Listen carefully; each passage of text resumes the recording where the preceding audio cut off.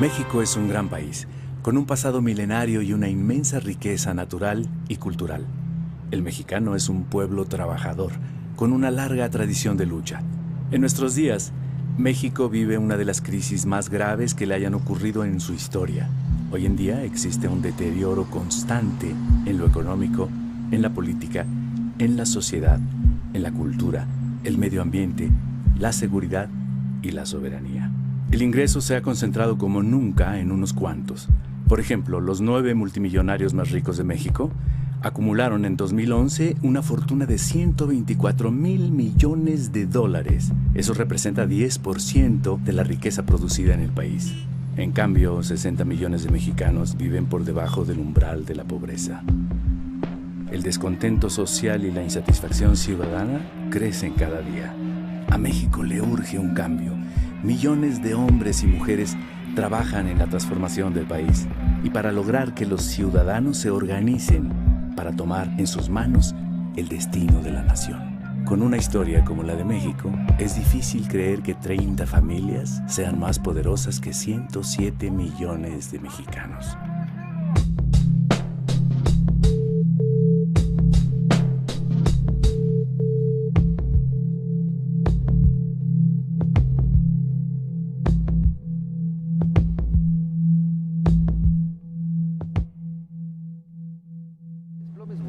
Por Italia y en la tragedia la comedia italiana derrumbaron los mercados. La inestabilidad alcanzó la Bolsa Mexicana de Valores. El desempleo está en 4.46. En este contexto, el doctor Carstens decidió revisar a la baja el pronóstico de crecimiento económico. Y lo que sí sabemos es que siempre pierden los salarios.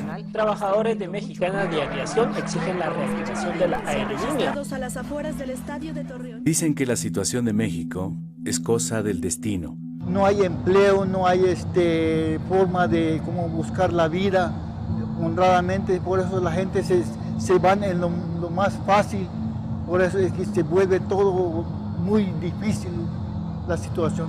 ¿Cuáles son las causas del actual desastre nacional? Hay muchas cosas que están mal en México, pero sin embargo todos no decimos nada. Ese es el principal problema, mientras no digamos nada, esto va a seguir igual. En lo que coincidimos casi todos los mexicanos es en el diagnóstico. México está en crisis y cayendo. A mucha gente no le gusta escuchar esto. Piensan que si ignoran lo que pasa, evitarán que les afecte. Pero es importante saber lo que ocurre para poder cambiar nuestra realidad. Ya cada día se tiene que prescindir de un producto para poder comer y cada día eso pues afecta a la salud, afecta también a la población en cuanto a la educación, o sea, un niño que tiene hambre, que va sin comer a la escuela, pues evidentemente no va a rendir lo mismo que un niño que está bien nutrido. Entonces no hay mejoramiento de la vida, cada día el nivel de vida es peor y las condiciones pues como ya lo vieron aquí no, como que no hay esperanza para el futuro.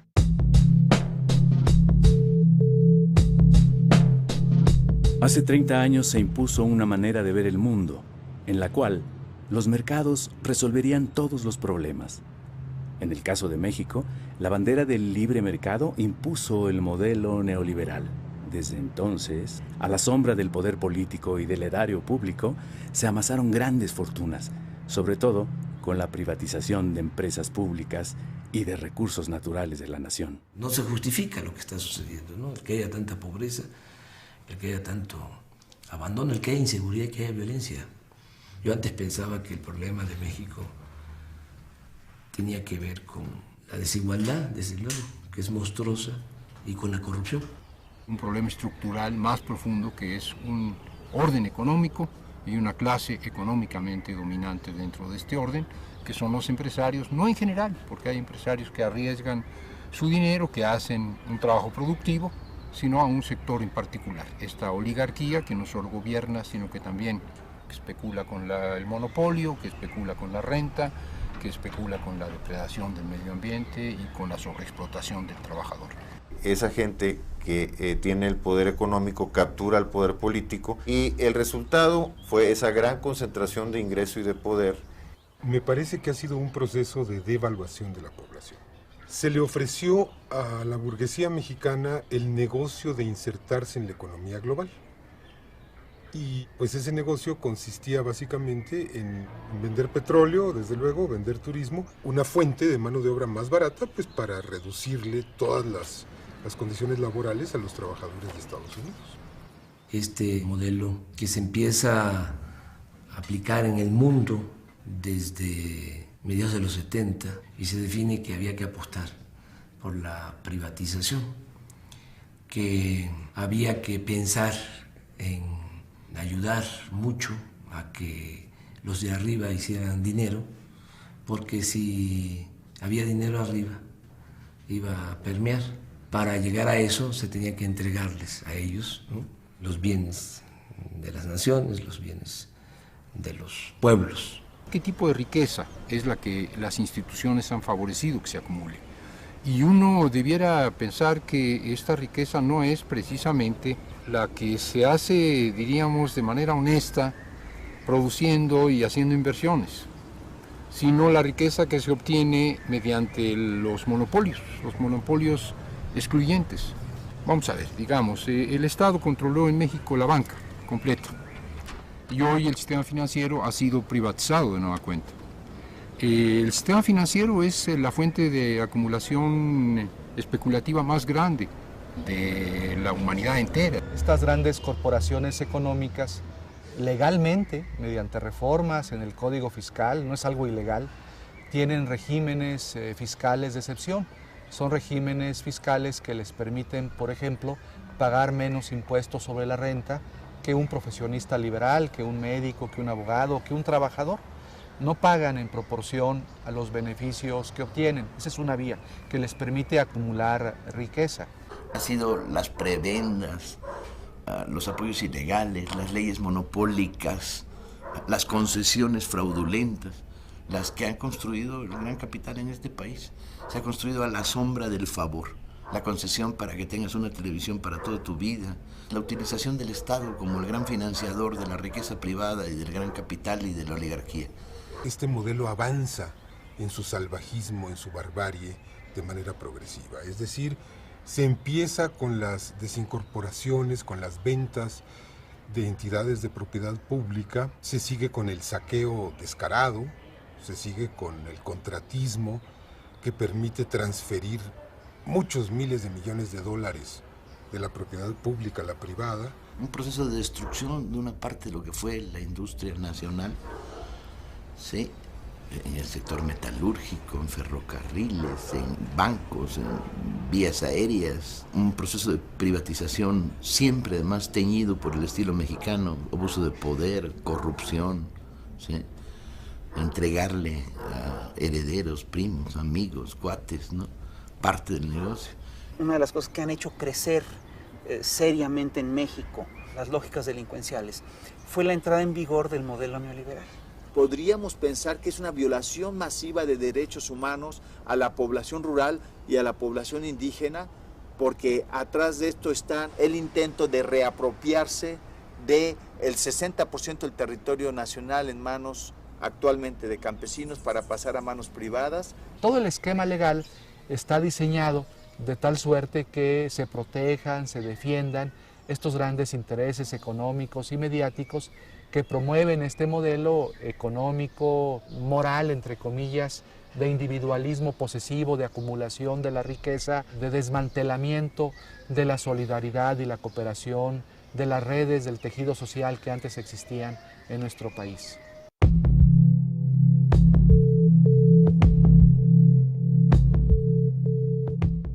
Salinas llega a la presidencia, sabemos en qué condiciones, y empieza a modificar las leyes, la Constitución, y empiezan a entregar bienes de la nación, bienes del pueblo, a particulares, nacionales y extranjeros. Salinas impuso la agenda neoliberal, creó un grupo compacto con los beneficiarios del remate de los bienes públicos, quienes le ayudaron, económica y políticamente, a crear un poder transeccional. Vendieron Teléfonos de México, una empresa pública que tenía un gran potencial, que nos dijeron que estaba en quiebra y que resulta que un empresario lo compró por migajas y que utilizando la tecnología de Teléfonos de México de pronto se volvió el hombre más rico del mundo. La gente más cercana a Salinas fue la que se queda con empresas públicas, con bancos, se quedan con las reservas mineras de la nación.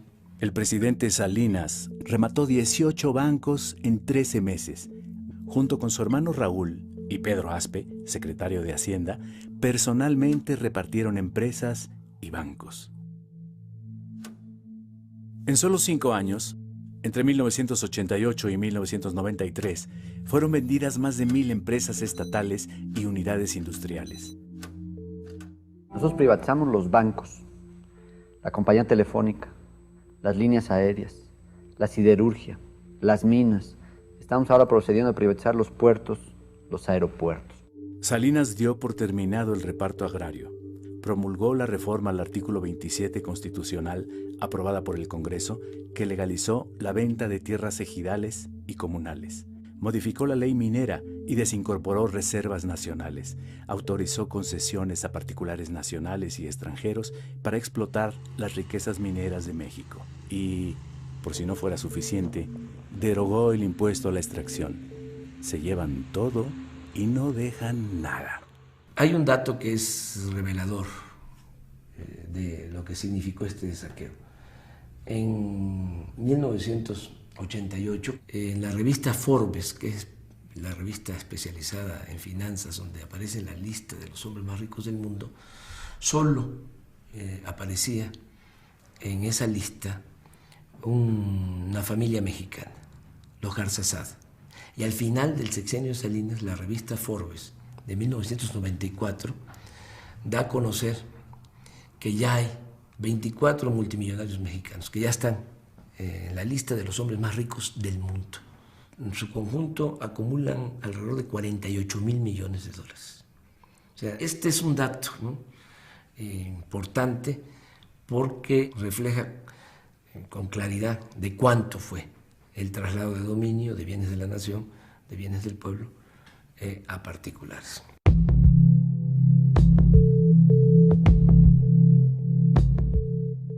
En diciembre de 1994, la crisis financiera internacional, la fuga de capitales y la devaluación del peso hicieron caer la economía mexicana 6.2%, como no había sucedido desde 1932. La primera decisión que tomó el presidente Zedillo fue rescatar a empresarios y banqueros con recursos públicos, olvidando a los deudores y a la gran mayoría de los mexicanos. Creó el Fondo Bancario de Protección al Ahorro, FOBAPROA. Se rescató básicamente a los grandes banqueros, a los grandes intereses económicos con recursos públicos, y ahí participó el Ejecutivo, o sea, Zedillo, y participó también la Cámara de Diputados, el Congreso de la Unión, avalando esa privatización de los beneficios y socialización de las pérdidas. El FOBAPROA es un barril sin fondo.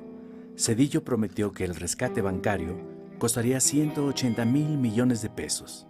Desde 1995 se han pagado intereses por más de 600,000 millones de pesos, pero la deuda sigue casi intacta.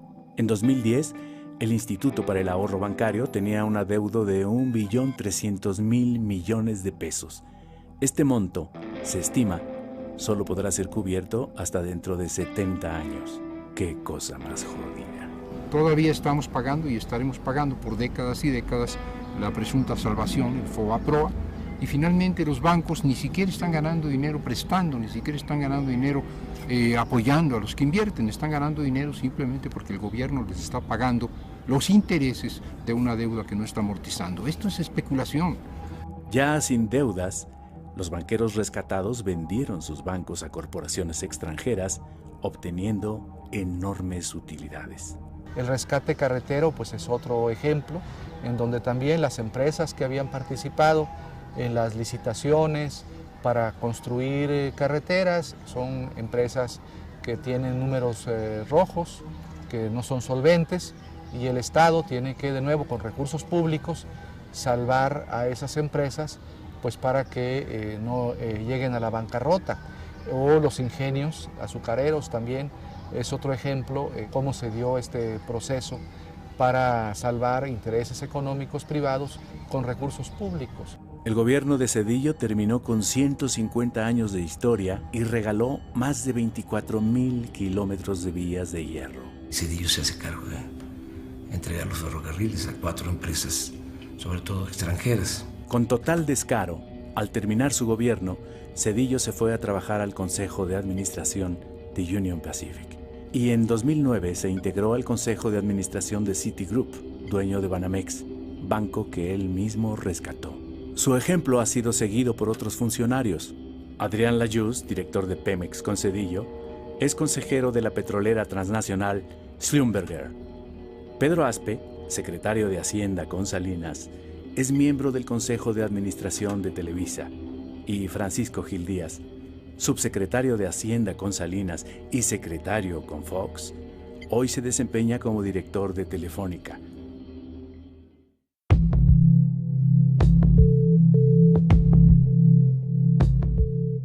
Gracias al empuje democrático de la sociedad mexicana, en el año 2000, el panista Vicente Fox ganó la presidencia de la República y acabó con más de 70 años del régimen priista. Sin embargo, pronto Fox traicionó sus promesas de cambio democrático y de combate a la corrupción. El mismo Fox, que cuando la campaña decía que iba a enjuiciar a Salinas y a su familia, en su cierre de campaña en el Zócalo, en el 2000, habló de que iba a crear una comisión para enjuiciar a Salinas. Terminó empatado con Salinas, asociado con Salinas, actuando igual. Fox adoptó el mismo régimen, la misma política económica y continuó con la misma corrupción. Prometió la privatización de la industria eléctrica y del petróleo. Auspició el contratismo y la corrupción en Pemex. Hay un ejemplo, los rastros de Vicente Fox, que al amparo del tráfico de influencias hicieron todos los negocios habidos y por haber en renta de buques, en renta de maquinarias. Hay toda una relación de las inconsistencias, de las revisiones que hizo la propia Auditoría Superior de la Federación. La desgracia nacional ha sido obra de un grupo de personas con nombres y apellidos, de partidos políticos y de grupos empresariales que tienen responsabilidades.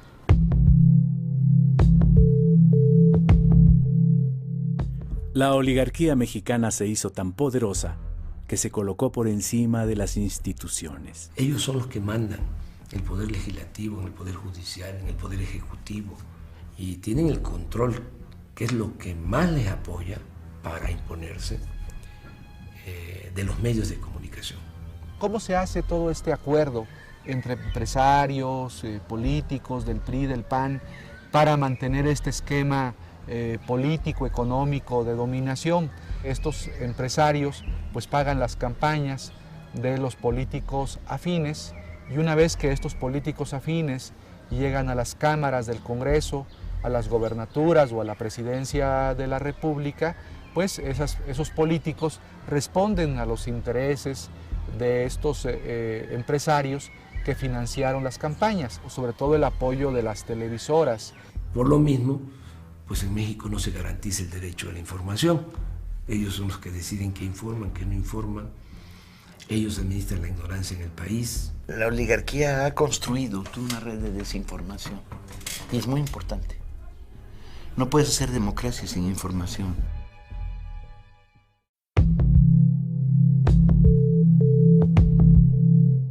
La economía de México no ha crecido prácticamente en 30 años. Se destruyó la planta productiva nacional y el campo, y se acabó con el estado de bienestar. Se olvidó que para que un país pueda crecer en forma sostenida, genere empleo, bienestar y condiciones que favorezcan la paz social, se requiere que el país produzca. El México rural ha quedado en la ruina.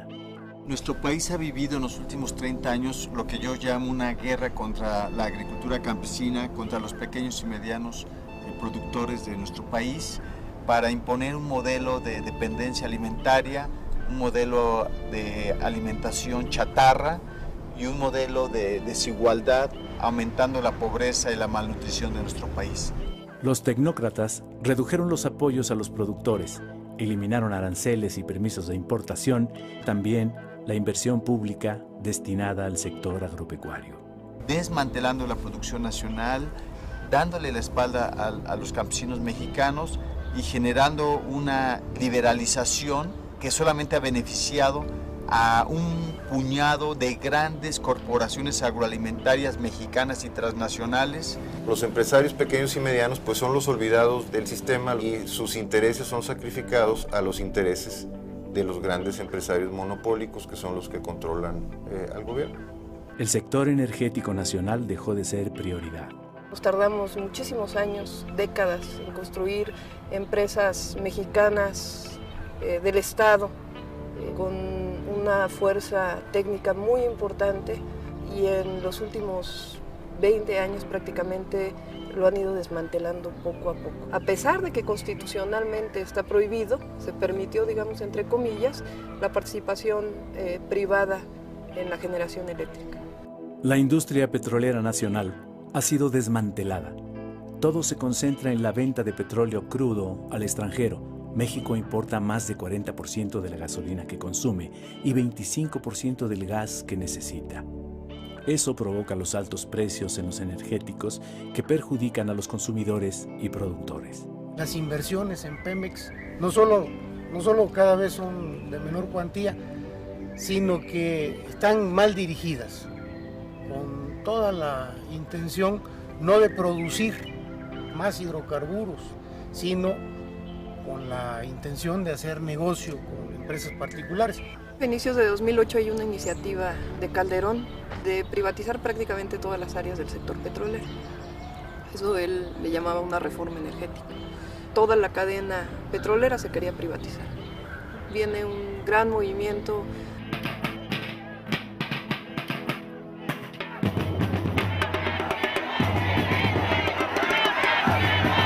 El movimiento en defensa del petróleo ganó el debate sobre la reforma energética y detuvo la privatización de la refinación, el transporte, los ductos y el almacenamiento de petrolíferos.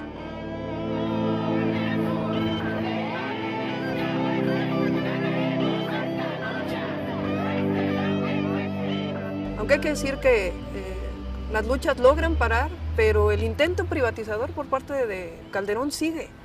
Están buscando a través de otras leyes como las asociaciones público-privadas privatizar los ductos o buscar un esquema de privatización de las refinerías. México tiene un gran tesoro, un tesoro escondido debajo del fondo del mar. Todo el cuento era de que necesitábamos a las empresas porque tenían mucho conocimiento para explotar en las aguas profundas. Bueno, los primeros contratos que sacan son en tierra y además una parte de la ganancia de esas empresas va a estar vinculada a la producción del petróleo, cosa que está claramente prohibida en la ley.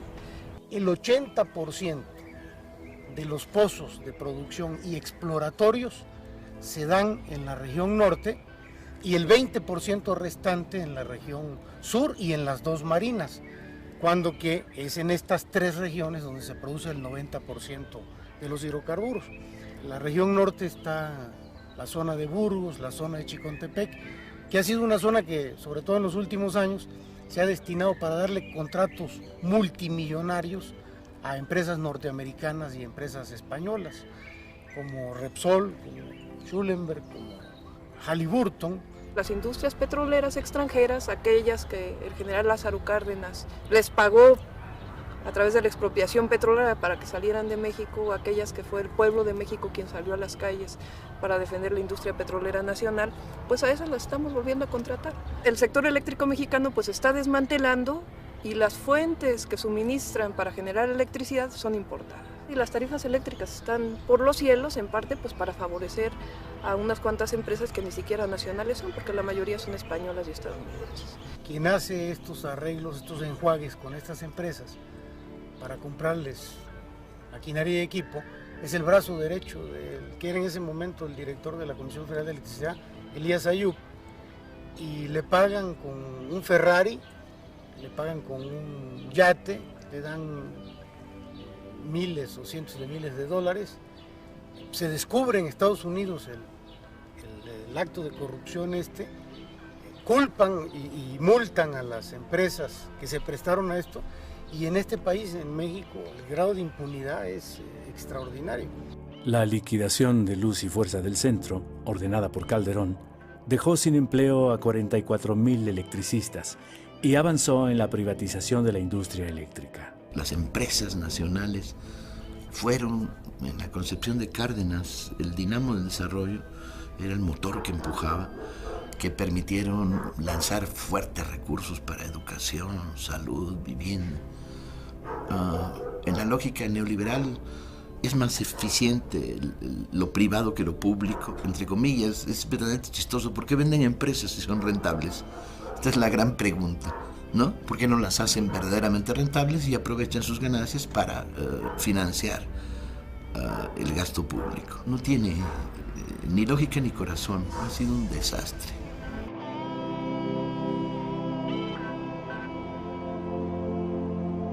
El neoliberalismo en México es sinónimo de saqueo, abandono y corrupción.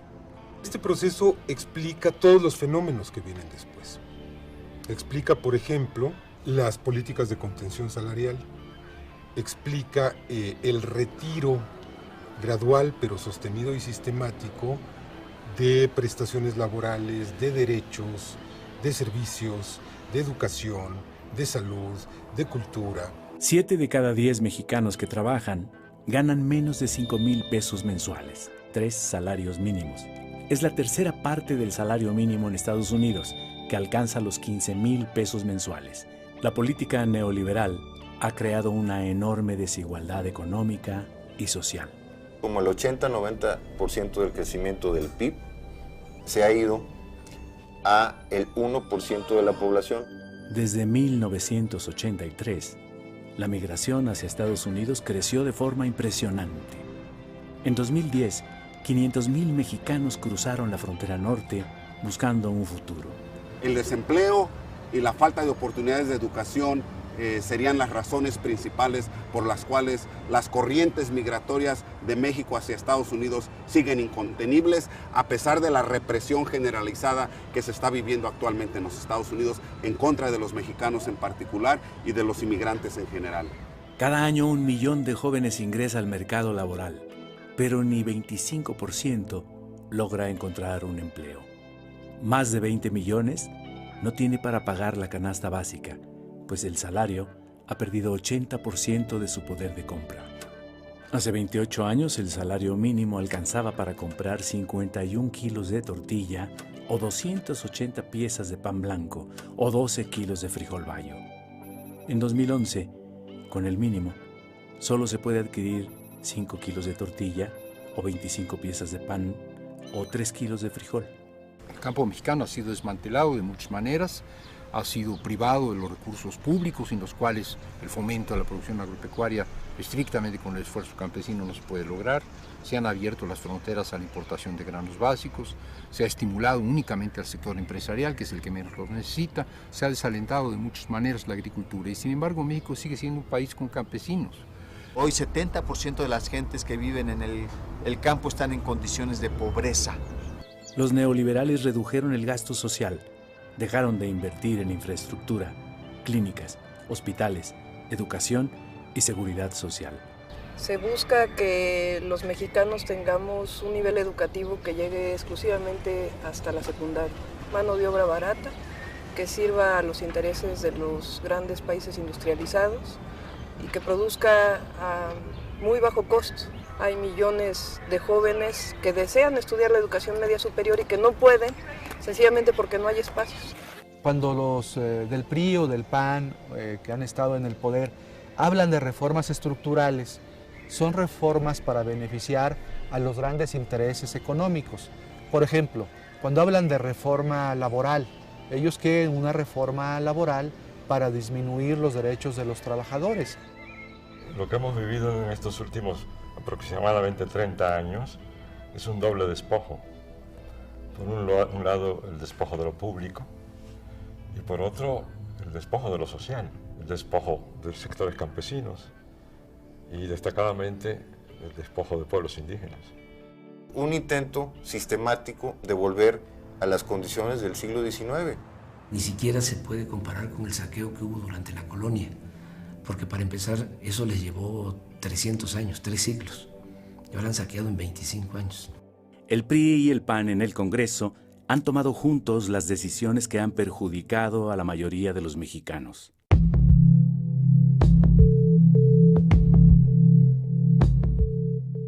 De Salinas a la fecha han concesionado 52 millones de hectáreas. Estamos hablando del 26% del territorio nacional. Ni en la época de Porfirio Díaz las compañías deslindadoras llegaron a quedarse con tanto.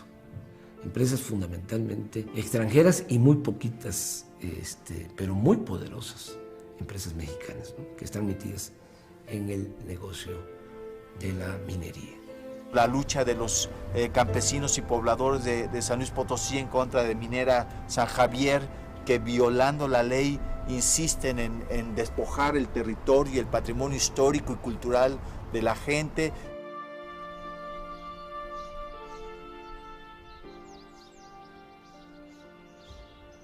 Viene la compañía minera San Javier y venden todos los lotes mineros, venden todas las concesiones, venden las calles, venden la iglesia, venden el pueblo, venden todo lo que representa al pueblo y nos dejan a la deriva.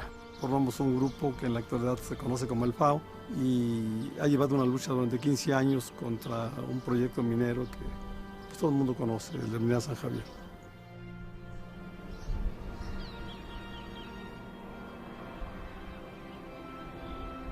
Este tipo de proyectos a bajo cielo abierto y en el que utilizan, en vez de fundir, utilizan un sistema que se conoce como lixiviación a montones, le aplican sustancias químicas, en el caso de aquí es cianuro de sodio, la mezclan con 32 millones de litros de agua, penetra en la roca y extrae los valores metálicos. Y además utilizan 25 toneladas de explosivos.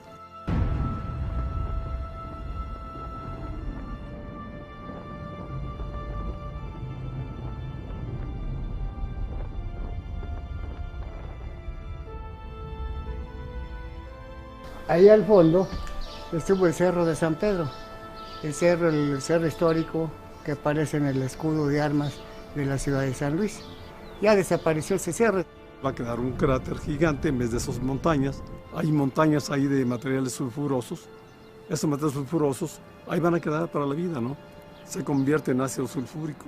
Cuando llueve, escurren y va a llegar a los acuíferos. Aquí estamos sobre el acuífero, que es el que surte a todo el Valle de San Luis Potosí y los municipios conurbados a San Luis Potosí. Es un acuífero muy grande. Va avanzando y va quemando toda la maleza, acaba con la flora y por supuesto con la fauna. Ya no hay animales, no hay ni moscas, todo se acabó. Lo vemos como una nueva conquista contra nuestro país, alrededor del 40% con cifras de la Camimex. El país está concesionado y buscan obtener el 70% del territorio nacional. Vemos que es un panorama muy oscuro contra México por lo que representa. No nada más la destrucción ambiental, las cuestiones sociales, sino también todo el consumo de agua de estas empresas mineras. El vital líquido que en este valle que es desértico no lo tenemos. Ellos gastan millones de litros al día, alrededor de 32 millones. Pero si sumamos todos los proyectos de minas en el país, es lo que en una hora se gasta en lo que todo el país completo. Entonces lo vemos como algo muy, muy preocupante. Para poder instalarse en una comunidad como aquí o como cualquier otra, normalmente van a encontrar resistencia. Entonces tienen que acudir a sistemas pues también socialmente agresivos, ¿no? Se encargan de intimidar, amenazar, de golpear y si es necesario de eliminar físicamente a los opositores a los proyectos. Se han agredido, a mí en lo particular me balacearon en la compañía minera y nos trataron de lincharnos. Lo único que nos dejan realmente es una depredación ambiental, una división social, rompen el tejido social de las comunidades, dividen a las familias, hacen que se enfrenten, que se peleen y enfermedades a posterior. De los riñones, enfermedades renales. Pero como yo, hay muchos también que es lo mismo. Esto ha sido una felonía lo que han hecho con mi pueblo. La tremenda corrupción, la corrupción organizada está de parte de ellos, no de parte de los pobladores. Los jueces federales vendidos, arrastrados, que por cualquier cosa se venden y no se tientan el corazón, no son mexicanos. esa supuesta fiebre del oro no deja una bonanza en nuestras comunidades y en el país. Pero algo que sí hemos notado, y es irónico, que sí dejan, es millones de pesos en corrupción. No es casual que una empresa de este tamaño opere ilegalmente y el gobierno pues haga de la vista gorda, voltee para otro lado y no hay problema, ¿no? Viene desde Ernesto Zedillo, o sea, que están involucrados en este proyecto de Minera San Javier, obviamente Vicente Fox y obviamente Calderón. En realidad esto que nos pasó a nosotros y que nos está pasando no tiene comparación. Aquí está San Pedro, donde se inició la primera lucha a nivel nacional contra estas mineras. Pues el ejemplo ya cundió, donde quiera que llega un proyecto minero aquí en México, en nuestro país, que en la actualidad suman como 750 más o menos, todo largo y ancho del país, pues donde quiera ya hay brotes, porque ya hay la experiencia de muchas partes de los graves daños y impactos graves a la población que causan. Hay concesiones que son otorgadas por el gobierno federal, principalmente para explotaciones mineras, para construcciones de presas, para construcciones de grandes vías de comunicación, pero la gente no está siendo consultada. Ahí se está violando la libre determinación de los pueblos indígenas. Tenemos un problema muy fuerte con una empresa minera. Esta empresa minera estuvo explotando los recursos del subsuelo de la comunidad de Capilán-Palemende durante 225 años. La empresa minera venía por abajo de la comunidad y usan dinamita, cartuchos, explosivos, y toda el agua que hay en la superficie se va para abajo. Y hasta la fecha llevamos 14 veneros ya perdidos por completo, no hay agua. Lógicamente que la minera ha buscado estrategias para que se dividan los pueblos de la Sierra Juárez. Entonces la gente ya decidió decir no a la minería. Tenemos ya hasta el momento ya notificados en la Secretaría de Economía y la Secretaría de Minas, pues ya 34,000 hectáreas concesionadas entre lo que es Ejutla de Crespo y Ocotlán de Morelos, ¿no? Todo está gobernado, manipulado y diseñado desde los asesores de la empresa minera Cuscatlán. San José Preso como municipio ha venido gestionando la posibilidad de poder tener una concesión para explorar y explotar un pozo profundo para el agua potable de la comunidad, la cual siempre ha sido negada bajo el argumento de que en la zona de valles centrales de Ocotlán no hay suficiente agua para poder hacer ese tipo de obras, ¿no? Sin embargo, a la empresa minera sí se le dan 5 concesiones para explotar pozos profundos en la zona. El gobierno federal ha concesionado hasta el 2058 las minas, ¿no? Sin tomar en cuenta a las autoridades de los pueblos, ¿no? Países como Canadá muy enriquecidos a costa de la pobreza de nuestros pueblos, a costa de nuestras vidas. A ellos no les interesa nuestras vidas, a ellos les interesa nada más el oro. El rechazo de millones de jóvenes, de millones de personas a la falta de oportunidades que ha generado el modelo neoliberal, que deja a millones de seres humanos sin empleo, sin oportunidades de educación, sin oportunidades de salud, los deja sin esperanza. El pueblo de México ha peleado y sigue peleando cotidianamente porque no le arranquen o no le acaben de arrancar los derechos, los espacios, los recursos por los cuales ha dado su vida, su trabajo y en algunas épocas han hecho revoluciones. México es un país que genera continua resistencia. Los ciudadanos no se callan, actúan bajo la forma de luchas constantes por todos lados, ¿sí? Luchas de resistencia. Y luego se expresó de una manera muy potente en 3 momentos. Se expresó en la insurrección electoral cardenista, se expresó en el alzamiento zapatista y se expresó en el movimiento López Obradorista. Han sido los 3 grandes momentos donde se produjo conjunciones de fuerzas, ¿no?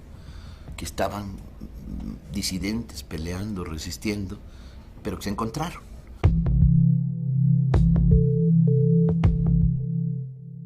A principios de 2003, Fox permite el regreso de Carlos Salinas a México.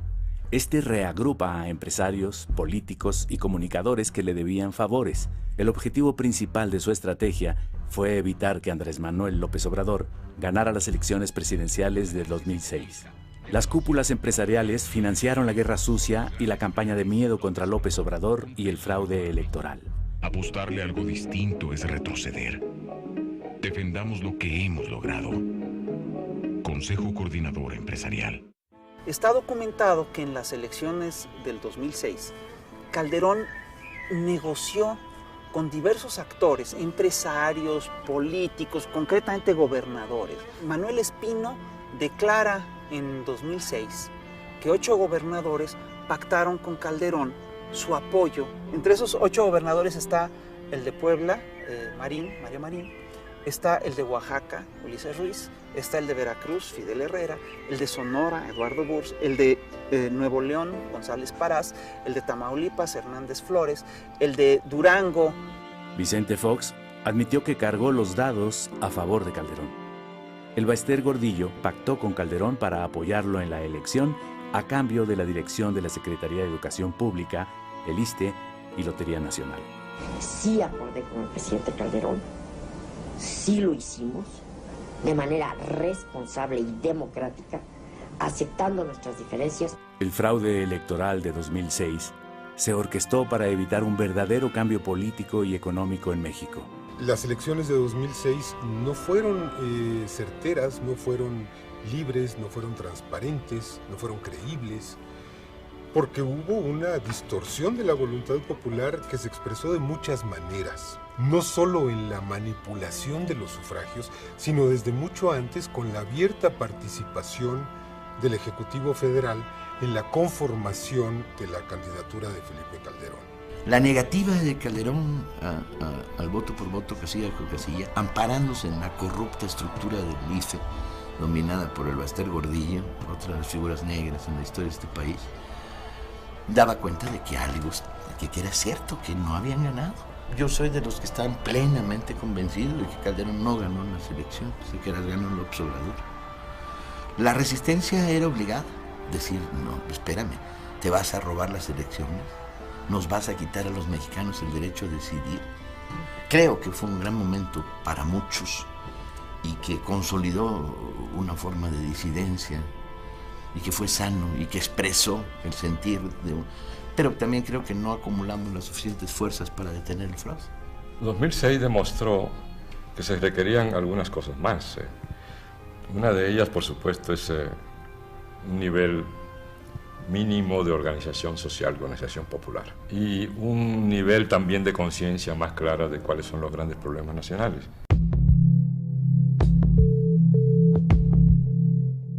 En enero de 2007, Andrés Manuel López Obrador emprendió un recorrido por todo el país, con el objetivo de mantener encendida la llama de la esperanza, recoger los sentimientos de la gente y convocar a la organización del pueblo. Esta conciencia de que somos un mosaico cultural diverso y que en este está nuestra fuerza, Andrés Manuel lo descubrió recorriendo el país a pie, en coche y en avión, saludando gente, mirándoles las caras, escuchando lenguas distintas, viendo paisajes distintos. El político y el mexicano, creo yo, que más a raíz conoce este país, más directamente, piel a piel, conoce al pueblo de México. La fortaleza, ¿no?, que hay en nuestro pueblo, ¿no?, la grandeza de México, ¿no?, en las distintas regiones, por la cultura. México es heredero de la gran civilización mesoamericana. Este país se fundó hace 10.000 años. Ahí están las comunidades con sus costumbres, sus tradiciones, sus valores, y una gran reserva de valores. Por ejemplo, en el asunto de la inseguridad y de la violencia, hay menos inseguridad y violencia en donde se mantienen las tradiciones, las costumbres, la organización social tradicional. En comunidades indígenas, la inseguridad y la violencia se da más en donde hay descomposición social, en donde se rompió el tejido social, en donde no hay vida comunitaria, en donde hay pérdida de valores. Yo he constatado en mis recorridos, ¿no?, la gente extraordinaria, gente buena, con, insisto, muchos valores, que lamentablemente se han ido perdiendo y que hay que fortalecerlos, que hay que consolidar, que es parte de nuestra propuesta. En 5 años, López Obrador ha visitado varias veces todas las regiones del país. Como nadie, conoce cada pueblo y a su gente. De primera mano, sabe de la situación económica, social y política. Luego, pues ve uno cuántas riquezas hay en el país. Hay petróleo, me molesta mucho, ¿no?, cada vez que voy a la zona petrolera, ¿no? Una explotación irracional. Me da coraje porque nos estamos derrochando con la herencia de las nuevas generaciones. O sea, nosotros estamos quedando con la herencia de nuestros hijos y nuestros nietos, porque el petróleo es un bien no renovable y esta generación se lo está acabando, estamos agotando. Pero hay todavía, y hay gas, litorales y bosques y selvas y agua, buenas tierras para la producción agropecuaria. En el norte, minas de oro, de plata, de cobre. Me tocó ir a las zonas mineras, ir a las minas, allá en la Sierra de Durango, en la Sierra de Chihuahua. El trato que tienen los extranjeros en las minas es especial. Llegan a tener hasta sus canchas de tenis, ¿no? Buenos hoteles. Los trabajadores viven muy mal. Todo lo que es el entorno de una mina es destrucción, pueblos abandonados, caminos de terracería.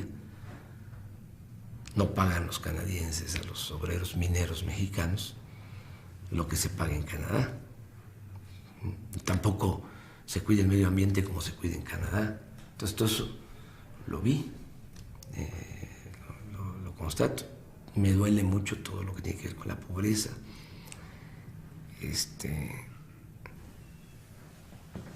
Mucha pobreza.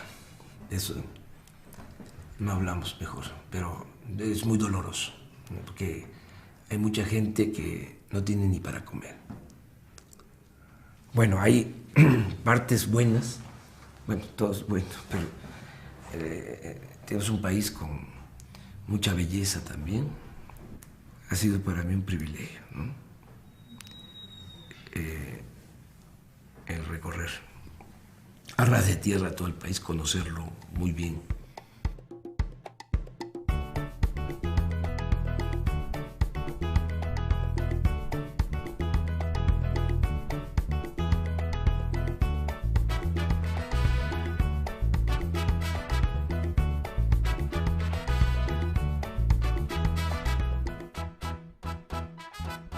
Entre julio y noviembre de 2009, López Obrador visitó los 418 municipios indígenas de usos y costumbres del estado de Oaxaca y viajó por sus 8 regiones: la Mixteca, la Cañada, el Papaloapan, la Sierra Norte, la Sierra Sur, la Costa, el Istmo y los valles centrales.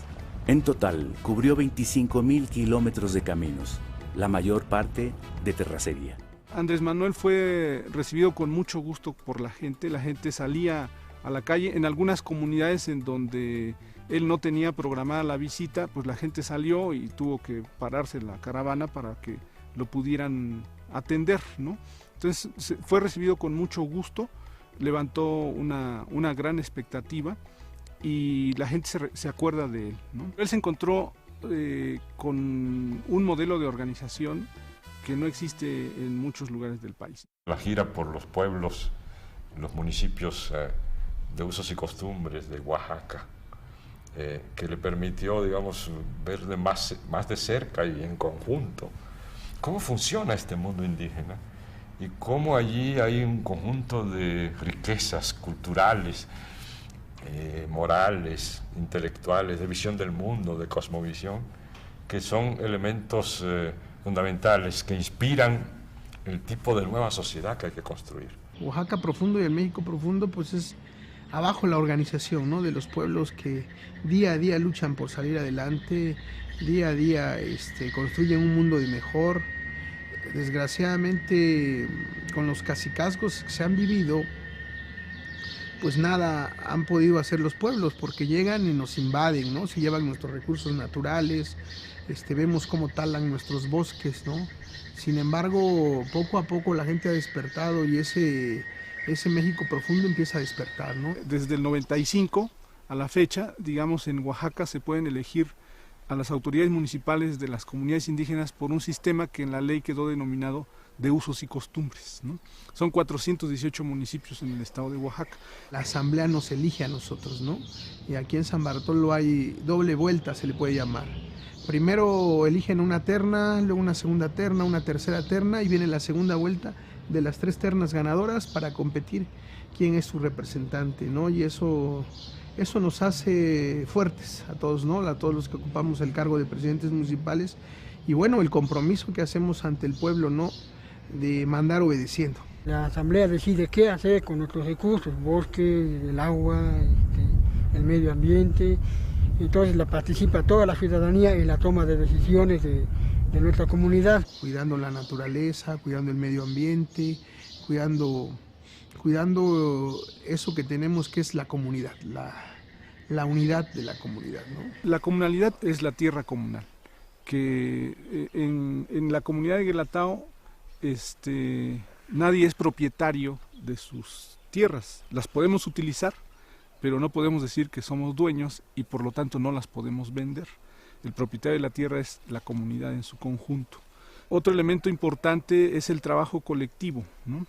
El trabajo que todos los ciudadanos de la comunidad aportan para que la comunidad pueda resolver los problemas más importantes que tenga. La mayor parte de las obras que ustedes ven aquí se han hecho por tequio, ¿no? Que es el trabajo desinteresado que otorga la comunidad. Los ciudadanos vamos y brindamos, limpiamos el mojo de agua, limpiamos los caminos, construimos las escuelas en su momento. Aquí hombres y mujeres trabajan, sí.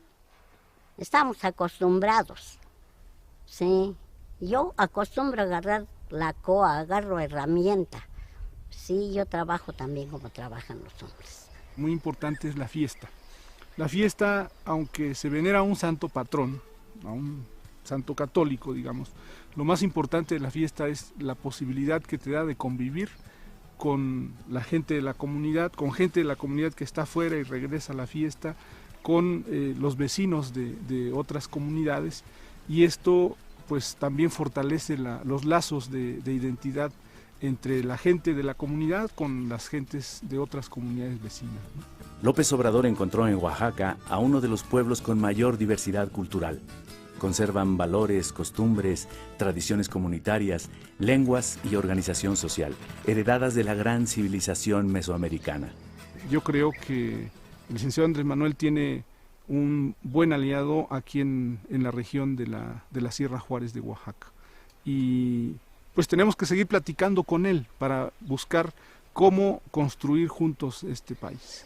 Hubieron muchos obstáculos por parte del exgobernador de bloquear con los presidentes municipales, inclusive algunos llegaban a cancelar las reuniones, decían que no iba a haber, pero llegábamos y la gente ahí estaba. Me tocó darle la bienvenida al licenciado López Obrador.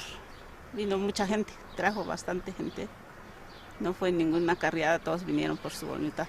En esa ocasión que visitó los pueblos de la sierra, yo lo recibí en este pueblo de Santiago, Yacuí.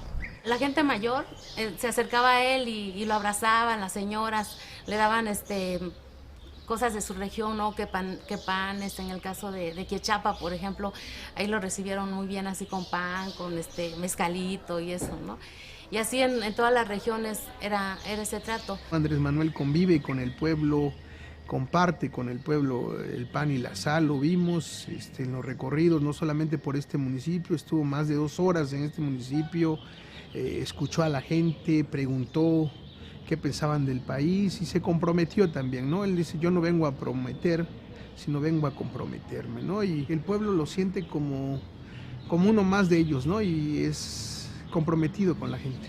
Tuvimos ahí el acercamiento de licenciado Andrés Manuel López Obrador cuando anduvo haciendo recorrido por el estado de Oaxaca, San José del Progreso. Un servidor de manera personal platicó con el licenciado, les pusimos la problemática, de la misma manera, pues preocupado también por la situación, pues nos hizo un llamado a la tolerancia y a buscar alternativas pacíficas de lucha y de resistencia contra esta empresa minera. Esa vitalidad política que hoy se vive en los pueblos indígenas se tiene que buscar cómo va a incidir, ¿no? en las otras esferas políticas de nuestro país para lograr una transformación que realmente beneficie al pueblo de México.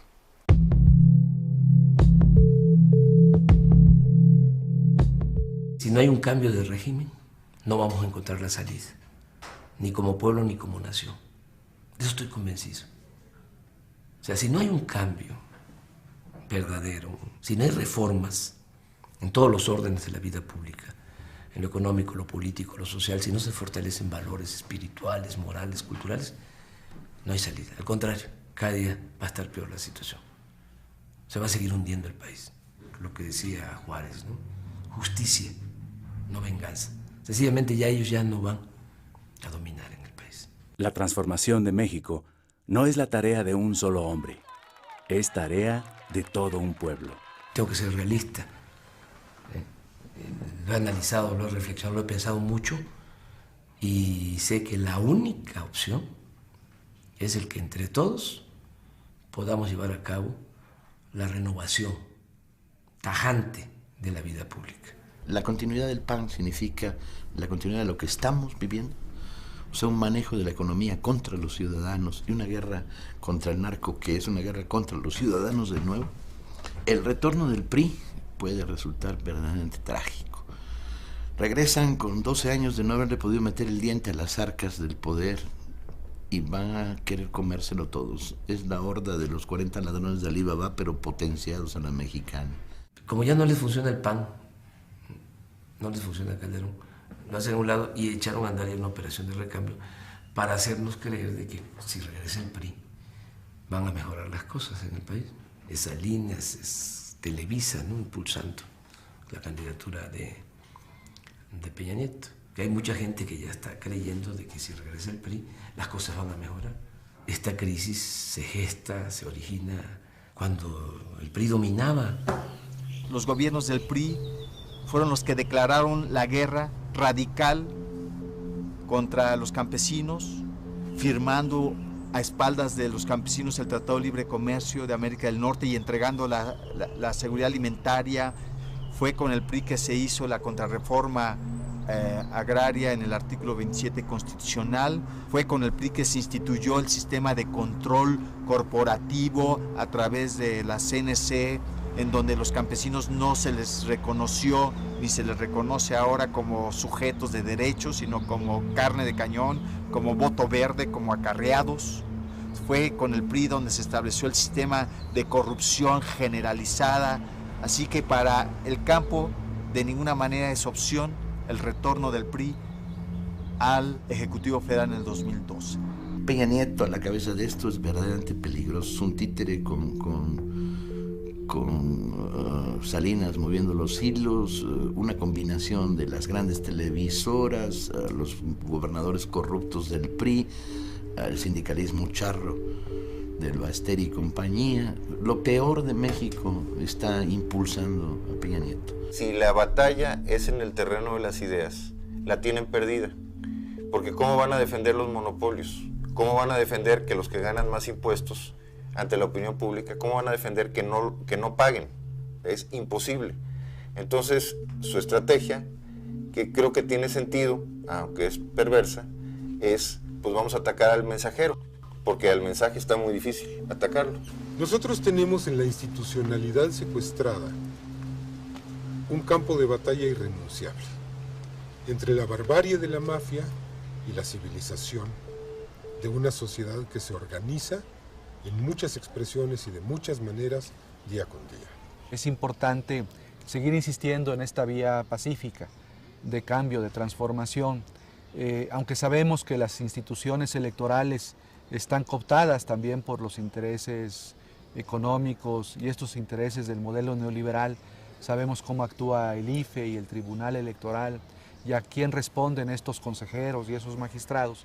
A pesar de ello, pues la vía más adecuada es la vía pacífica. Es muy importante crear una cultura de la información por abajo y paralela, y ya no de contrainformación, sino de información, y volverlos a ellos la contrainformación. Ese trabajo es fundamental para la transformación del país. Hacer conciencia, que el pueblo tenga todos los elementos, que la gente tenga toda la información y pueda ser dueño y constructor de su propio destino. Es decir, cuando la gente internaliza de que hay opresores, ¿no? Y que debido a eso el pueblo no puede salir adelante como está sucediendo en el país, y sabe de que si se participa y si hay unidad de todos los que están en igualdad de circunstancias, es decir, todos los oprimidos, pues entonces se logra la liberación. Necesitamos cambiar el país, necesitamos proponernos objetivos grandes. No hay mexicano pequeño para los grandes objetivos que tenemos. Y estos objetivos vamos a hacerlos entre todos. Necesitamos organizarnos, por supuesto, para buscar, para exigir que cambie esta política de seguridad pública que ha implementado Calderón. Es una política genocida. Necesitamos reconstruir la economía con nuestras formas de trabajo y de organización. Necesitamos reconstruir la confianza de unos con otros a través de restablecer los lazos solidarios. Yo creo que la mayor tarea en el cambio es que el cambio lo tenemos que hacer nosotros. En las circunstancias que se va a presentar en el 2012, lo que significa la elección presidencial, presentan condiciones muy favorables, que ahí logremos, ¿no? El cambio, el inicio de la transformación de México, ¿no? Que se le gane en buena lid, en el terreno pacífico, a la mafia del poder. Morena se está organizando no solamente para el 2002, nos estamos organizando para transformar el país independientemente de lo que ocurra en el 2012. En Morena participamos de todas las clases sociales, de todas las corrientes del pensamiento, de todas las religiones, libres pensadores. Es un movimiento amplio, plural. Participan indígenas de todas las etnias, campesinos, pescadores, cooperativistas, obreros, trabajadores independientes. Participan maestros, estudiantes, profesionistas, integrantes de clases medias. Participan artesanos, artistas, intelectuales, comerciantes, empresarios, mujeres y hombres de buena voluntad. Yo tengo mucha confianza de que con Morena vamos a poder salvar al país, salvar a México. Cuando se promueve una iniciativa de organización como Morena, no te encuentres con individuos, te encuentras con familias, te encuentras con barrios, te encuentras con pueblos, te encuentras con ejidos, te encuentras con escuelas. Hay que hacer de esta organización una organización capaz de no solo preservar la colonia, el barrio, el pueblo, la fábrica, la escuela, sino de cambiar al país. Y esto es un movimiento mayor. Una aportación extraordinariamente importante del observador es el descubrir cuál es la palanca para el cambio. Es una reserva moral, es una capacidad de confiar en nosotros mismos, de apoyarnos en nuestra propia historia, en nuestra propia experiencia, en nuestra propia identidad. Lo que no hagamos por nosotros y desde nuestras raíces no lo hará nadie, no hay recetas y en última instancia es nuestra historia la que nos puede inspirar. Creo que Andrés, a través del trabajo de construir a lo largo y ancho del país, Morena le ha dado forma a las necesidades de millones de mexicanos de mantenerse vivos, activos, en acción y en disidencia. Gente decente, honesta y luchadora. Y me parece muy positivo el fenómeno. Nosotros lo vemos día a día, cómo la gente se manifiesta ya a favor del Movimiento de Regeneración Nacional. Cada vez se suman más, y no solo gente de abajo, la gente del pueblo, los trabajadores, los obreros, los campesinos, sino que cada vez estamos observando clases medias, estamos observando empresarios y que están dispuestos a apoyar. Andrés Manuel López Obrador se ha reunido con más de 1000 empresarios, principalmente pequeños y medianos. Los empresarios salen en shock, un shock positivo, sobre la personalidad de Andrés Manuel, un agente de Estado, una gente que contesta sus preguntas con razonamientos muy sólidos. El cambio en México tiene que contar con la fuerza de todos los mexicanos, y nosotros en los Estados Unidos haremos lo que esté de nuestra parte para contribuir dentro de nuestras posibilidades. Queremos cultura para todos, educación para todos, trabajo para todos, para todas, pero lo queremos organizado de una manera distinta, con instituciones muy poderosas, pero fincadas en la capacidad de decisión que tiene el pueblo de México sobre cada uno de los aspectos de su vida. Andrés Manuel López Obrador es un dirigente muy singular, porque Creo que es un dirigente que se ha propuesto no concentrar el poder en sus manos, sino crear una concentración de poder en la sociedad.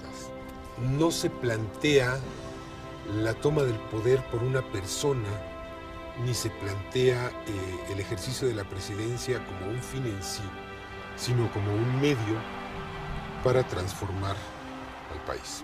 Considero que hace falta establecer en México una verdadera democracia, cortar de tajo el saqueo, la corrupción, que haya patria para todos los mexicanos, patria para los humillados, patria para el pobre, que haya un gobierno del pueblo, para el pueblo, que distribuya con justicia las riquezas de la nación y que mejore las condiciones de vida, las condiciones de trabajo, que se recupere la tranquilidad y la felicidad de nuestro pueblo. México no puede ser país de unos cuantos.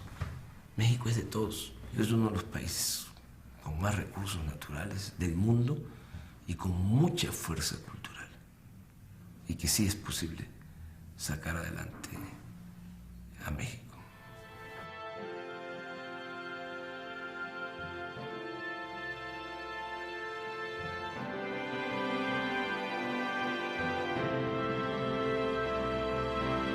Confieso que soy un hombre de fe y convicciones, con errores y defectos, como todos los seres humanos. Nunca me ha interesado el dinero, pero sostengo que no todo el que tiene es malvado. Creo en la no violencia, en la libertad y en la tolerancia. Creo que el pueblo es dueño y conductor de su propio destino. Ustedes representan la conciencia honrada que se subleva ante la injusticia. Ustedes luchan por una nueva vida y trabajan por una patria nueva.